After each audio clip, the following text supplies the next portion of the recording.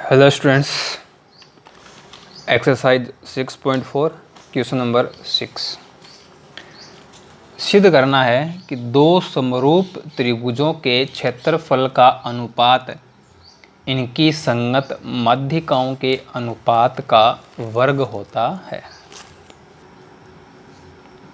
Prove that the ratio of the areas of two similar triangles is equal to the square of the ratio of their corresponding medians। ये अपना question है। दिया है given, क्या दिया अपने को? दो समरूप त्रिभुज, एक को हम ABC बोल दें और एक को PQR बोल दें। Triangle ABC similar triangle PQR, ये बात अपने को इसके अंदर बताई गई है। तो हमने ये दो ट्राइंगल बना लिए। ये तो है ABC और एक हमने बना दिया ये PQR। दो ट्राइंगल हैं और दोनों सिमिलर हैं, बस इतने बताया क्वेश्चन में। अब इसमें हमें सीधी क्या करना है? टू प्रूव इनके क्षेत्रफल का अनुपात area of triangle ABC upon area of triangle PQR किसके इक्वल होगा? मीडियन, माध्यिका। इसकी माध्यिका तो है AD और इसकी जो माध्यिका है, जो मीडियन है, वो है PM। AD upon PM whole square, ये हमें प्रूव करना है। चाहे AD square upon PM square लिख दें, बात तो एक ही है, स्क्वायर दोनों पे है। ऐसा हमें इसके अंदर प्रूव करना है। अब देखिए प्रूफ, देखिए इसका कि इसको हम कैसे प्रूव करेंगे।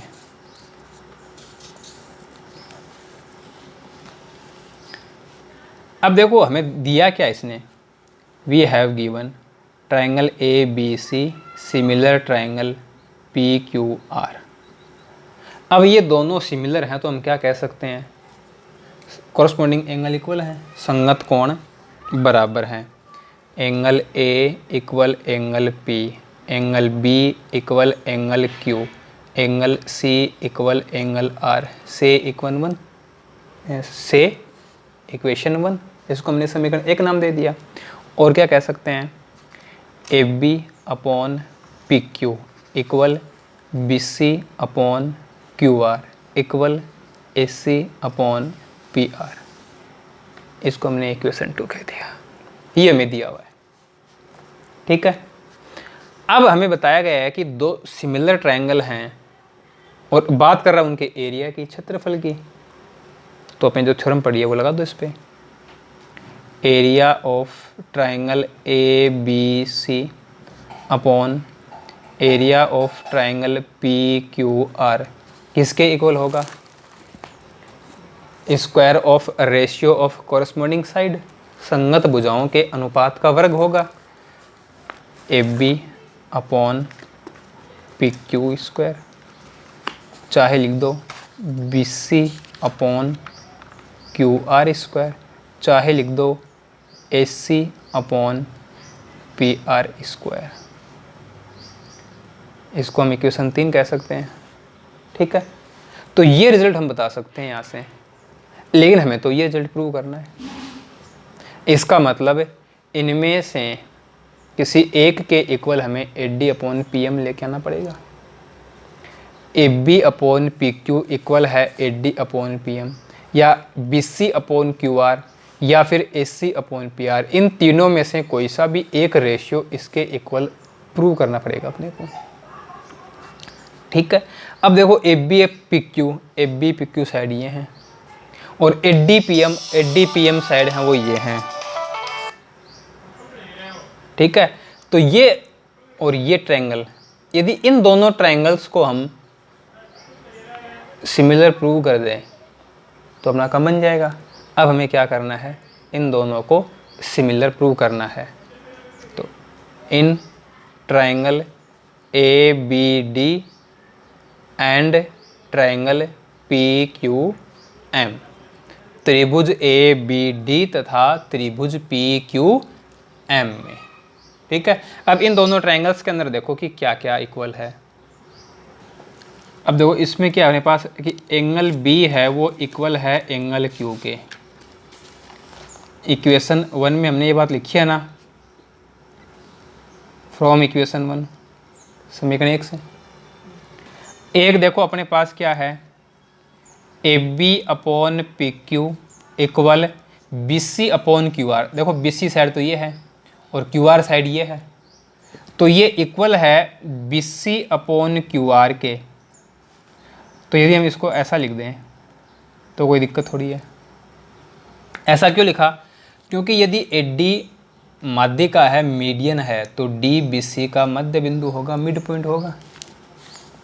तो half B C A B upon P Q, half B C को हम कह सकते हैं बी डी और हाफ क्यू आर को हम कह सकते हैं क्यू वन। तो एस ए एस रूल लग गया इसमें, एस ए एस रूल लग गया, तो जो दोनों ट्रायंगल हैं वो क्या हो गए, सिमिलर हो गए। तो हमने दोनों ट्रायंगल्स को क्या कर दिया, सिमिलर प्रूव कर दिया। और जब ये दोनों ट्रायंगल सिमिलर हैं तो जो कोरस्पॉन्डिंग साइड हैं उनका रेशियो इक्वल होगा। तो इनका जो कोरस्पॉन्डिंग साइड्स का रेशियो है उसको इक्वल लिख दो। मैं देखो यहाँ लिख देता हूँ इसको। तो अपने को मिलेगा A B upon P Q equal A D upon P M. अब ये जो वैल्यू है वो इक्वेशन 3 में हम A B upon P Q की जगह पुट कर देंगे। ये हमें इसके अंदर प्रूव करना था। From equation 3 area of triangle A B C upon area of triangle P Q R equal, इसको हम इक्वेशन 4 कर दें, इसे इक्वेशन 4 कर दें। तो फ्रॉम इक्वेशन 3 एंड 4 समीकरण 3 व 4 से, समीकरण 3 व 4 से, तो ये बन जाएगा A D upon P M square. ये हमें इसके अंदर प्रूव करना था। ठीक है, ये स्क्वायर है यहाँ पे स्क्वायर। तो ये था अपना क्वेश्चन नंबर 6। क्वेश्चन नंबर 7 देखिए, सिद्ध कीजिए कि एक वर्ग की किसी भुजा पर बनाए गए समबाहु त्रिभुज का क्षेत्रफल उसी वर्ग के एक विकर्ण पर बनाए गए समबाहु त्रिभुज के क्षेत्रफल का आधा होता है।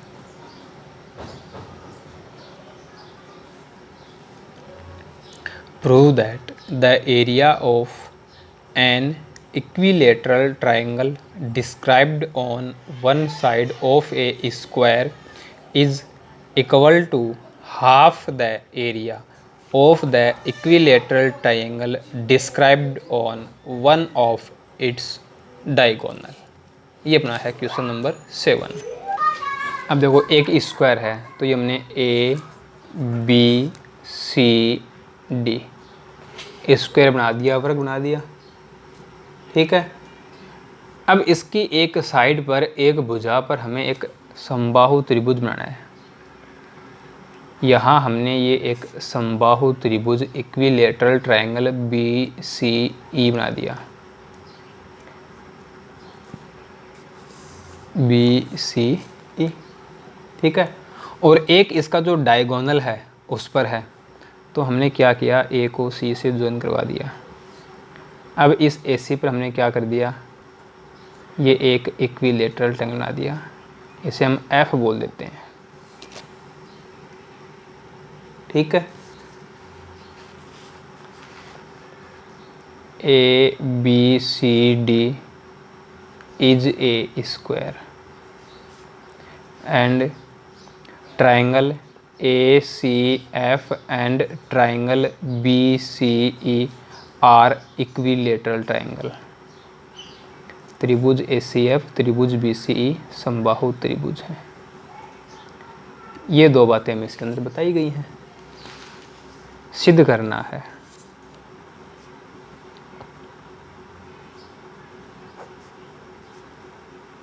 To prove. अब इसके अंदर हमें प्रूव क्या करना है, area of triangle B C E equal half of area of triangle A C F, ये हमें इसके अंदर प्रूव करना है। अब देखो इसको हम कैसे प्रूव करते हैं।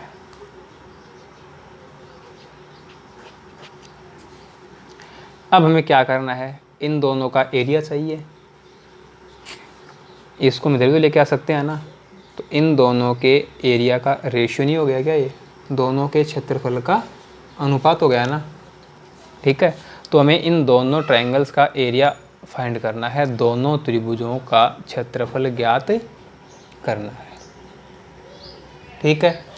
अब बात करेंगे समबाहु त्रिभुज के क्षेत्रफल की, area of equilateral triangle. Formula क्या है, √3/4 साइड स्क्वायर, √3/4 भुजा स्क्वायर तो अपना सूत्र है।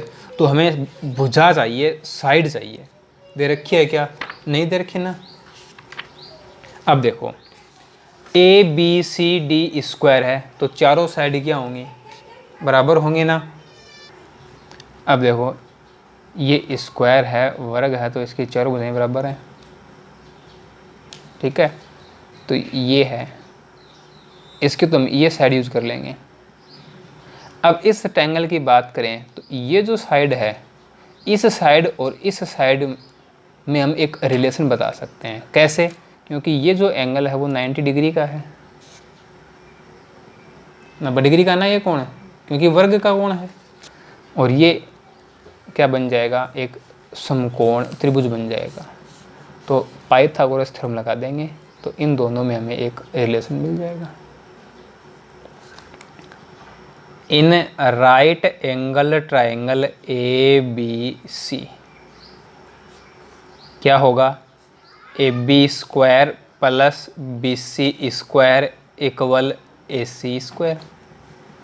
AB और BC तो दोनों इक्वल हैं, तो AB इक्वल BC पुट कर दें इसमें।